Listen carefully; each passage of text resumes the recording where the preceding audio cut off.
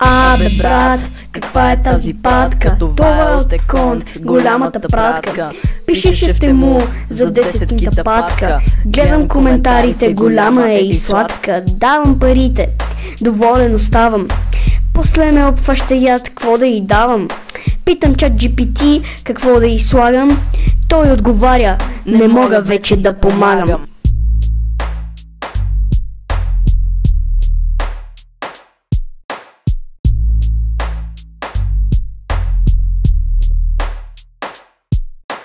Абе брат, каква е тази патка? Това е от Еконт, голямата пратка. Пишеше в тему за 10 кинта патка. Гледам коментарите, голяма е и сладка. Питам братлето и той да помага с тази загадка, толкова голяма. Той отговаря, загадката е много кратка и добави да й давам по някоя ядка или да върна тази голяма пратка.